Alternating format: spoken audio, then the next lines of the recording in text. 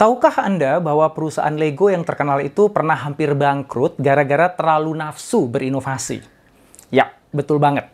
Ternyata berinovasi itu nggak bisa asal, nggak boleh terlalu nafsu juga. Ada pakem-pakemnya. Hanya karena Anda punya uang banyak dan orang-orang terbaik, nggak jaminan bahwa inovasi yang Anda buat akan menghasilkan keuntungan bisnis. Jadi harus seperti apa ya proses inovasi itu? Yuk kita temukan jawabannya dari kisah naik turunnya bisnis Lego berikut ini.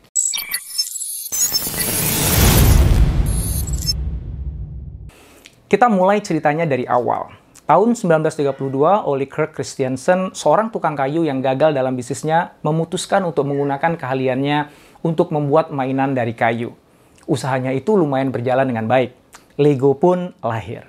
Di akhir tahun 1940, Christiansen memutuskan untuk investasi di teknologi injeksi cetak plastik untuk membuat mainannya menjadi lebih murah. Sayangnya, inisiatifnya itu belum bisa membuat Lego berkembang seperti yang ia inginkan. Hingga di tahun 1950, Gottfried, anak Christiansen, menemukan ide untuk membuat mainan yang bisa disambungkan satu dengan lainnya, menggunakan sistem interlocking yang kuat. Lahirlah Lego seperti yang kita kenal sekarang. Hebatnya, mainan Lego ini adalah ketika seseorang membeli set yang kedua, maka dia tidak hanya menambah jumlah mainannya, melainkan melipat gandakan permainannya. Karena setiap potongan bata dari set kedua bisa dikombinasikan dengan set pertamanya sehingga menciptakan mainan baru sesuai imajinasi si pemain. Inovasi inilah yang disebut dengan Lego System dan dipatenkan pada tahun 1958. Lego kemudian mengeluarkan minifigure atau orang-orangan yang dibuat nyambung dengan keseluruhan sistem Lego. Kehadiran minifigure ini membuat pengalaman memainkan Lego menjadi lebih imajinatif. Dengan beragam set mainan bertema ruang angkasa, istana, bajak laut, dan koboi, kini anak-anak bisa menciptakan jalan cerita permainannya sendiri. Sebagai sebuah bisnis, Lego pun berkembang dengan pesat. Hingga tahun 1993, Lego tumbuh 14% per tahun selama 15 tahun. Artinya, ukuran perusahaan Lego berkembang 2 kali lipat setiap 5 tahun sekali. Inilah zaman keemasan Lego. Nah, dari sini ceritanya jadi semakin menarik. Simak terus ya. Sejak itu, hingga 1998, Lego mulai bergerak pelan, hingga akhirnya stagnan. Sepertinya Lego telah mencapai siklus hidup maksimum produknya. Manajemen Lego pun berupaya untuk mendongkrak pertumbuhan dengan cara menambah jumlah produksinya hingga 3 kali lipat. Sayangnya, penjualan tetap stagnan. Sementara biaya besar sudah terlanjur keluar. Tahun 1998, Lego pun untuk pertama kalinya melaporkan kerugian usaha. Kejadiannya diperburuk dengan jatuhnya nilai mata uang Danish kroner terhadap dolar. Selain itu, produsen mainan pesaing mulai mengalihkan produksinya ke China. Hal itu membuat Lego tidak bisa menang bersaing dari sisi harga terhadap para pesaing. Dalam kondisi seperti ini, manajemen Lego terpaksa memecat 1.000 karyawan agar perusahaan bisa tetap bertahan. Lego harus berjuang untuk bangkit kembali. Saatnya Lego melakukan inovasi secara lebih agresif. Lego kemudian merekrut 30 inovator muda dari sekolah desain terbaik di seluruh benua Eropa. Mereka ditantang untuk membuat lini produk baru Lego. Dari situlah kemudian lahir banyak sekali produk baru seperti Lego Snap, Primo, Scala, dan Wurst. Melihat pesaing yang sedang panas-panasnya membuat mainan action figure, Lego pun juga nggak mau kalah. Maka Lego membuat produk serupa yang diberi nama Jack Stone yang bisa dibangun kurang dari 10 menit. Ada juga produk bernama Explore yang ditujukan untuk balita yang tidak memerlukan konstruksi sama sekali. Produk yang paling digadang-gadang manajemen saat itu adalah Lego Galidor, mainan action figure yang dilengkapi elektronik. Galidor bahkan memiliki TV show-nya sendiri yang memberikan konteks cerita pada mainannya. Upaya marketingnya pun nggak tanggung-tanggung, melibatkan jaringan franchise McDonald's. Saya stop dulu ceritanya di sini. Sudah bisa kelihatan ya betapa desperate-nya Lego, dan desperation itu mendorong Lego untuk berinovasi secara membabi buta. Nah, sekarang, menurut Anda, gimana hasilnya? Apakah beragam inovasi itu berhasil mengangkat Lego dari stagnasi? Ternyata, semua produk yang saya sebut tadi gagal di pasaran. Para inovator muda yang direkrut Lego sama sekali nggak punya pengalaman di industri mainan.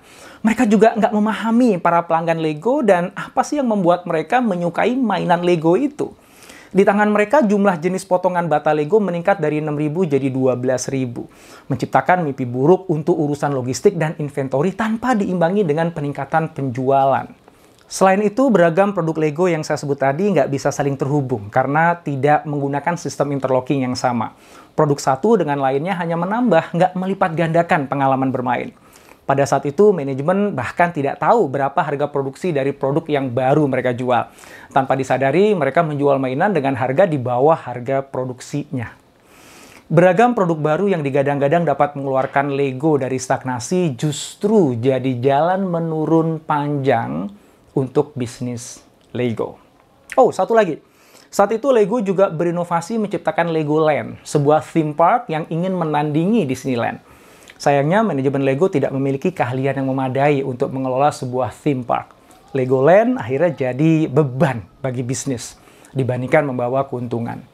Legoland akhirnya dijual ke Blackstone Investment Group di tahun 2005. Tentu tidak semua produk Lego gagal. Ya, ada 3 produk Lego yang meledak di pasar saat itu, yaitu Lego Star Wars, Lego Harry Potter, dan Bionicle. Efek dari kesuksesan kedua film blockbuster tersebut berdampak pada penjualan Lego yang bertema sama. Sayangnya, begitu efek hype dari filmnya habis, ya demikian pula penjualan Legonya ikutan habis. Hanya penjualan Lego Bionicle yang bagus terus ya, hingga bisa dikatakan bahwa Lego Bionicle ini akhirnya produk yang bisa membuat perusahaan Lego terus bertahan di tengah bisnis yang menurun. Ternyata terlalu nafsu berinovasi justru membuat perusahaan Lego hampir bangkrut. Jadi apakah artinya Lego harus berhenti berinovasi? Di industri yang siklus hidup produknya pendek, jelas Lego harus tetap berinovasi. Hanya kali ini Lego tidak bisa membabi buta. Lego harus cerdas menentukan fokus dan batasan inovasinya. Manajemen Lego kemudian memutuskan untuk kembali ke akarnya. Kembali pada apa yang membuat pelanggan fanatik Lego menggandrungi Lego. Mereka disebut dengan The Builders. Anak-anak dan orang dewasa yang mendapat kesenangan dari membangun sesuatu yang kreatif dari potongan bata Lego dalam sistem yang bisa saling terhubung. Selain itu, manajemen Lego juga menentukan batasan apa saja yang boleh dibuat dan apa yang nggak boleh. Para desainer tidak bebas membuat apapun produk yang mereka anggap bagus. Ada semacam palet yang jadi panduan desain. Palet ini memastikan bahwa setiap potong bata benar-benar ada dalam sistem Lego yang bisa saling terhubung. Palet ini dibuat berdasarkan apa yang sudah terbukti diminati oleh pelanggan Lego. Dengan palet ini, manajemen memastikan terjadinya efisiensi. Karena dengan jumlah jenis bata yang terbatas, mereka bisa memproduksi secara massal. Nggak ada lagi bata Lego yang nyempal dan nggak bisa digunakan secara maksimal. Ini bukan berarti Lego berhenti berinovasi loh ya. Buktinya Lego mengeluarkan produk baru yang disebut dengan Legends of Shima. Ya, ini produk yang fokusnya pada cerita dan juga ada Lego Friends yang diperuntukkan untuk anak perempuan. Ada risikonya memang, tapi kenyataannya produk ini akhirnya dianggap berhasil. Apa rahasianya? Walaupun menyasar pangsa pasar yang berbeda, Lego Friends tetap bertumpu pada formula keberhasilan yang sama, yaitu kesenangan membuat sesuatu yang kreatif menggunakan potongan bata yang bisa saling tersambung. Bahkan ketika Lego memutuskan untuk membuat game komputer dan konsol, tetap saja gameplaynya membutuhkan pemain membangun virtual bricks atau bata virtual yang ada dalam game, layaknya mereka memainkan Lego di dunia nyata. Keuangan Lego akhirnya berbalik positif. Penjualannya naik drastis, profit juga ikut naik. Lego menjadi produsen mainan terbesar ketiga di dunia dengan produk yang tersebar di 130 negara. Jika dibagi habis ke seluruh penduduk bumi, maka setiap orang akan mendapatkan 62 potong Lego bricks. Jika semua potongan bata Lego tadi disusun berurutan, maka dapat mengelilingi permukaan bumi sebanyak 5 kali. Wow! Anak-anak di dunia menghabiskan waktu 5 miliar jam per tahun memainkan bata Lego. Jadi, apa yang kita pelajari dari kisah Lego ini? Inovasi itu jelas nggak bisa asal. Inovasi butuh fokus dan batasan yang jelas. Tanpa itu, maka apa yang Anda pikir itu inovasi sesungguhnya hanya kreativitas yang nggak bawa keuntungan apa-apa. Bagaimana Anda akan manfaatkan informasi pengetahuan ini untuk perusahaan Anda? Saya percaya Anda sudah menemukan jawabannya.